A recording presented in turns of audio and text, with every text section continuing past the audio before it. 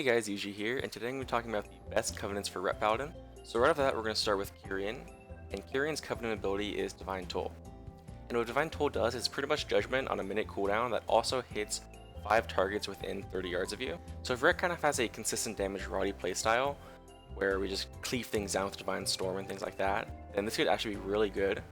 However, if Ret's kind of just the crazy burst monster that it usually is, then this won't really have a place. So we have to kind of see how Ret ends up being played this season. Next up we have the signature ability, Summon Steward, which is pretty much a health stone on your 5-minute cooldown that restores 20% of your health and removes all curses, diseases, poisons, and bleeds. This one also kind of depends on what the meta ends up being. If there's a ton of Roddy things like Afflocks, Sprees, Ferals, Unholy DKs, things like that, then this could be really good. However, if there aren't many of those, then this ability ends up just becoming a Hellstone on a 5-minute cooldown. The other thing that works really well for it though is there's a Soulbind that makes it so that this effect lasts for 8 seconds. So when you use it, it dispels all of your debuffs, and also it makes you immune to all of them for the next 8 seconds. So pretty much against some classes, this ability pretty much just completely destroys their go. So just like the Covenant ability, this one's also super dependent on the meta. So it could be crazy good and like the best one, but it also could be the worst one and unplayable. Next up we have the Venthyr. The Venthyr's Covenant ability is Ashen Hollow. What Ashen Hollow does, it puts kind of a pool on the ground and everyone inside of it takes some periodic damage and also your allies get some periodic healing. But the main good part of it is that while you're inside of it, you're able to use your Hammer of Wrath without them being in execute range. And also it makes it so that all damage that your Hammer of Wrath does is increased by 100%. This can create some really crazy burst windows. The only problem is if you're popping this, you're also going to probably have your wings up, which means that your enemy is going to be trying to kite you anyways. So you might be forced out of your Ashen Hollow. So it's probably better if you're running a comp that also has something that has crazy control, like a Sub-Rogue or a DK with Chains of Ice and Grip. But on your own, it's not terrible, but can definitely be countered. Next up we have the Covenant ability, Door of Shadow. And what Door of Shadow is if you ever played Overwatch before, it's literally Reaper E. You pick a location 35 yards away or closer, and then after a short channel, you just teleport to that location. Just with that alone, it's actually pretty good for Ret, because we have terrible mobility, so this just helps us out on that regard. But the big thing for me is that there's a Soulbind that makes it so that after casting this, you also disorient all the targets around you for 6 seconds, which is crazy good for Ret because you get both mobility and you get added CC, both things that Ret direly needs. There are also a ton of different Soulbinds you can go with this. For example, there's one that makes it so that it has 2 charges but it's a longer cooldown, one you get to use speed boost after casting it, one you get to use shield. There's just a ton of variety that you can do with Door of Shadows. So overall, the Venthyr is actually pretty good for Ret. Both Ashen Hollow and Door of Shadows are really good. But let's go on to the next one. The next one are the Necrolord. So the Necrolord's Covenant ability is Vanquisher's Hammer. So it works sort of like Hammer of Wrath. You know, it's got 30-yard range, does a decent amount of damage. But the big thing is the passive makes it so that after hitting a target, it makes it so that your next Templar's Verdict also triggers a Divine Storm. This can work really well if you're bursting or if you have Execution Sense up, you just get even more damage put into it. And it's a pretty short cooldown, it's only 30 seconds, so you're going to have it for pretty much every single Hodge go. Next we have the signature ability, which is Fleshcraft. What Fleshcraft does is it's a channel that over 4 seconds you gain a shield for 20% of your maximum health. But that's not really that good, but what's really good is a Soulbind that makes it so that while you're channeling it, you're immune to CC, and after you complete the channel, you're immune to CC for 4 seconds after that. I don't think I really need to explain why that's insane. You can use it to pretty much negate certain goes, like you can pre-Fleshcraft a kidney shot, or all sorts of things. There's pretty much always something that you can eat against every single comp that you play against.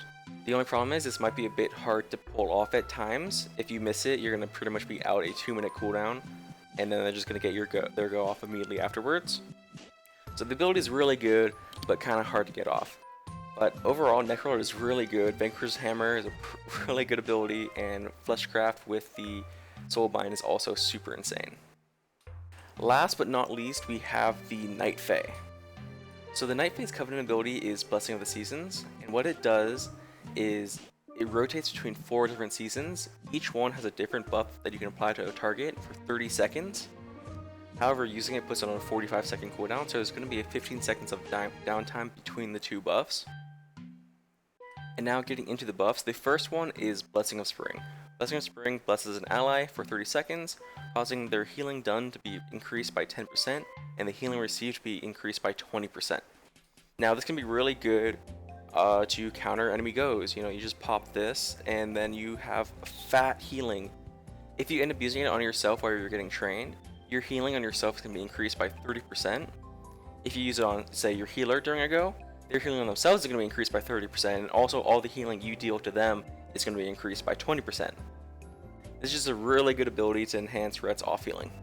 Next up, we have Blessing of Summer, and what Blessing of Summer does is it makes it so that all of your attacks have a 40% chance to proc and deal an additional 30% damage as holy to the target. Now, I don't think I need to explain how crazy that is. It works as holy damage, so it increases execution sense damage. Also, it's increased by your mastery and all other holy damage modifiers. So this is just a crazy ability that makes Ret Burst really good if you use it correctly. Then the next ability is Blessing of Autumn. What Blessing of Autumn does, it causes all of your cooldowns to recover 30% faster while it's up, which is also crazy good for Ret because all of our cooldowns are really long. We'll get reduced cooldown on Bubble, we'll get reduced cooldown on Wings, Wall, all sorts of crazy things. This is just really good. And it happens right after Blessing of Summer, so we'll be able to get our burst up faster after immediately using it. Or you could even just use it on your teammates if they're getting trained and they need to get their defensive cooldowns up faster, then you pop it on them, and then bam. Lastly, we have Blessing of Winter, which is also kind of the worst one.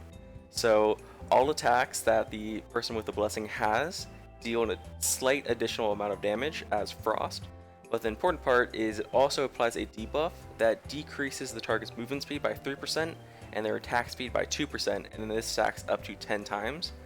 So they'll end up being at around 30% reduced movement speed and 20% reduced attack speed, which isn't terrible, especially between goes, since you can use it to reduce damage with the reduced attack speed, and also you can cause people to have a harder time getting to their targets with reduced movement speed. So it's not as good as the other three, but it's definitely not terrible. And now lastly, we have the signature ability, which is Soul Shape. So what Soul Shape does is you turn into a Vulpin, you teleport forward 15 yards, and you have an increased movement speed for 50% while you're in this form. This form lasts for 12 seconds, and also every couple seconds you're able to use the teleport effect again. This ability is super good for Ret because we get a ton of increased mobility. Like for example, we could teleport forward with our form, watch someone, then run back, and then teleport to our target again. It's just really helpful. The only thing though is there aren't very many soulbinds to increase this effect. The best one is one that reduces cooldown by 15 seconds, and that's not really helpful. So that is the last covenant. So now which of these four are the best? So the best is hard to decide. The worst is really easy. Kyrian is pretty not good. It's super meta reliant. So if Red is really cleavy and there's a ton of rot teams around, then it's going to be really good. It might even be the best. But if there isn't, then it's really not going to have much luck. Then for the other three, it's really dependent on what you're doing. So for example, the Venthyr are probably going to be the best if you're playing something that's like super CC reliant and you just need another blind effect pretty consistently, because Door of Shadows is only on a minute cooldown and it's an extra 6 seconds of CC. That can be huge if you're playing something like Red Hunter and just need something to finish up a CC chain. Then the Necrolords, they're just good against like super setup-y comps. So with Fleshcraft, you're able to just negate pretty much any setup if you play it correctly. Also, Vanquisher's Hammer is just really good. It's consistent damage, just adds to your burst. It's really good. And then last, there is the Night Fade. The seasons are absolutely insane. Like for summer, it makes it so your damage can potentially be increased by 30% on every single hit. That is nuts. For the most part, they're all really good. And then the signature ability just gives us a ton of mobility, which is super nice for Ret. So if you're just playing something that you need more mobility and just increase burst damage, then I'd say Night Fade is the best. So just an overview, just don't play Kyrian unless the meta says to play Kyrian. Then the other three are very meta / class reliant, comp reliant. Yeah, just play Venthyr into high CC things, play Night Fae if you're playing something that needs good uptime and also just good utility, and then Necrolord if you just have problems, you know, surviving goes and you just need something to try to prevent them. But yeah, other than that, you know, as long as you pick one of those three, you're going to be pretty good, just based on whatever you prefer. But yeah, that's it for today. I hope you guys enjoyed. Tomorrow, I'm going to try to release a video on the soulbinds, just determining what soulbind is best for each covenant. I'll even talk about the Kyrian. But yeah, look forward to that one. Peace, guys.